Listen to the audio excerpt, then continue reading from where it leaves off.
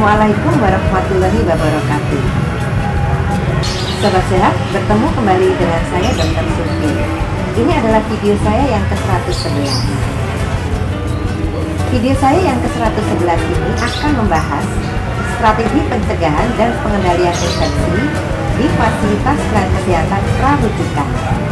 Ini merupakan video ke-36 dari beberapa video yang disiapkan mengikuti alur pedoman P2 COVID-19. Sobat Sehat, yuk kita bahas strategi pencegahan dan pengendalian infeksi di fasilitas pelayanan kesehatan prarujukan. Bagaimana pencegahan dan pengendalian infeksi di fasilitas pelayanan kesehatan rujukan? Pencegahan dan pengendalian infeksi di fasilitas pelayanan kesehatan prarujukan mengacu pada panduan bagi petugas pelayanan Public Safety Center atau PSG 119 dalam pelayanan COVID-19. Seperti apa? Panduan ini bisa dilihat di Kemenkes 413 tahun 2020 halaman 203. Terdiri dari beberapa poin. Yang pertama adalah petugas call center Public Safety Center atau PSG 119. Petugas call center PSG 119 di dalam pelayanan pandemi COVID-19 ini mempersiapkan algoritma pertanyaan dan informasi edukasi terkait COVID-19 kepada masyarakat. Algoritma pertanyaan yang diajukan oleh call center antara lain. Pertama, tanyakan tentang tanda dan gejala. Apakah Anda mengalami demam yang lebih dari 38 derajat Celcius? Apakah Anda memiliki gejala penyakit pernafasan bawah, baik batuk atau sulit bernafas? Jika semua tanggapan adalah tidak, lanjutkan dengan prosedur standar untuk pengiriman ambulans emergensi, atau bila mana jawaban ya, lanjut ke pertanyaan kedua. Tanyakan tentang riwayat perjalanan dan riwayat paparan langsung. Dalam 14 hari terakhir sebelum timbulnya gejala, apakah Anda bepergian ke daerah dengan negara terjangkit atau daerah transmisi lokal? Dalam 14 hari terakhir sebelum timbulnya gejala, apakah Anda melakukan kontak dekat dengan orang dalam pemantauan, pasien dalam pengawasan, atau kasus konfirmasi COVID-19? Jika semua tanggapan adalah tidak, lanjutkan dengan prosedur standar untuk pengiriman ambulans emergensi, atau bila mana jawaban ya, lanjut ke pertanyaan ketiga. Pertanyaan ketiga adalah berikan informasi tentang pasien segera kepada petugas ambulans. Waspada akan potensi pasien dengan kemungkinan terpajan COVID-19 sebelum kedatangan di tempat kejadian. Pasien yang memenuhi kriteria harus dievaluasi dan ditransport dengan tindakan pencegahan pernafasan yang tepat. Laporkan informasi kasus kepada Dinas Kesehatan setempat. Selanjutnya kita akan melakukan proteksi untuk petugas kesehatan PSG 119. Kewaspadaan standar harus selalu diterapkan di seluruh pelayanan ambulans pra-rumah sakit untuk melakukan transfer pasien dengan kecurigaan terinfeksi COVID-19, yaitu pertama, pasien yang ditransfer menggunakan masker medis apabila dapat ditoleransi. Kedua, bagi petugas ambulans, petugas menerapkan 5 momen kebersihan tangan, menggunakan masker medis dan sarung tangan medis ketika membawa pasien dengan ambulans, menggunakan masker N95 apabila melakukan transfer dengan pasien yang diperlukan tindakan medis yang menyebabkan aerosol menyebar, misalnya nebulasi, bagging, intubasi, ventilator mekanis. Kemudian menggunakan baju cover anti air. Jika tidak ada anti air, gunakan aprol di dalamnya. Menggunakan Google atau face shield jika merujuk pasien dengan pengawasan dan atau kasus konfirmasi atau probable COVID-19, maka petugas menerapkan kewaspadaan kontak, droplet, dan airborne. APD harus diganti setiap menangani pasien yang berbeda dan dibuang di rumah sakit tujuan. Ketiga, bagi pengemudi ambulans. Pengemudi ambulans dalam kabin terpisah minimal jarak 1 meter. Tidak perlu APD jika jarak bisa dipertahankan. Jika pengemudi membantu memindahkan pasien ke ambulans, maka harus menggunakan APD lengkap. Jika pengemudi ambulans bukan dalam kabin terpisah, tapi tidak ikut memindahkan pasien, tidak ada kontak, maka cukup menggunakan masker bedah. Keempat, transfer pasien suspek dan konfirmasi gejala ringan dan sedang ke rumah sakit.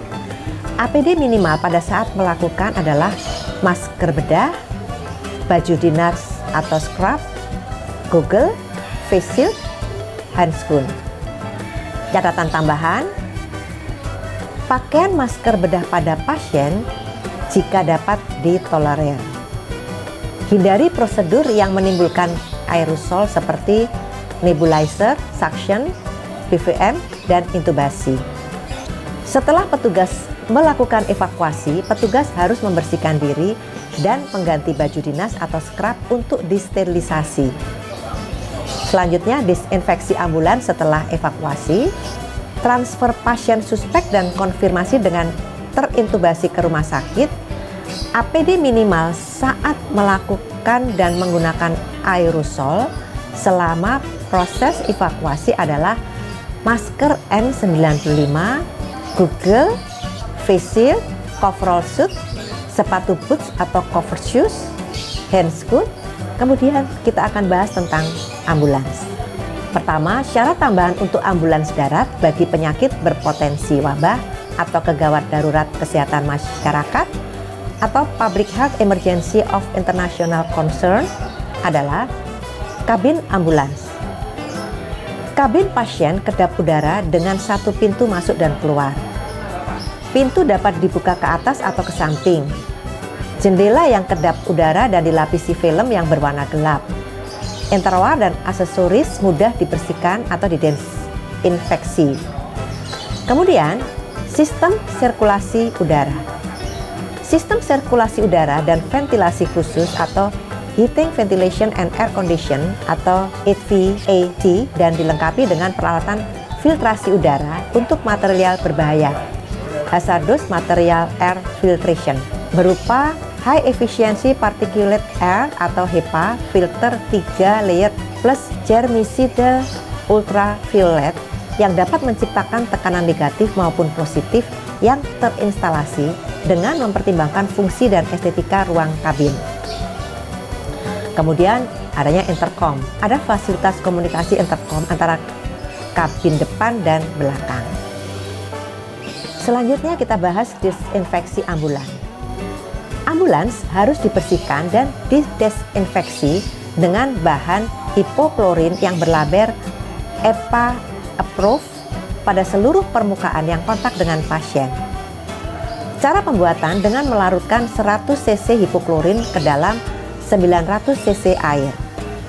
Jika ambulans melakukan transfer dengan pasien yang diperlukan tindakan medis yang menyebabkan aerosol menyebar, antara lain nebulisasi, bagging, intubasi, ventilator mekanis, maka dilakukan disinfeksi dengan dry mist dengan bahan H2O2. Untuk linen seperti spray, selimut yang tidak sekali pakai, dilakukan pencucian dengan deterjen ditambah air dengan suhu 60 derajat Celcius sampai 90 derajat Celcius dan dijemur kering. Petugas yang membersihkan menggunakan APD, masker bedah, baju cover, sarung tangan, goggle, dan sepatu boot. Selanjutnya kita akan bahas transfer pasien. Langkah-langkah yang harus dilakukan selama proses transfer untuk pencegahan dan pengendalian infeksi dalam ambulans adalah: pertama, informasikan ke rumah sakit yang dituju tentang status pasien COVID-19. Kemudian di dalam ambulans, cuci tangan apabila handscoon dilepas. Gunakan alat medis sekali pakai dan buang ke tempat sampah limbah medis setelah digunakan. Jika memungkinkan, gunakan linen sekali pakai. Kemudian, pada saat ambulans sampai di rumah atau fasilitas kesehatan, lakukan hand hygiene.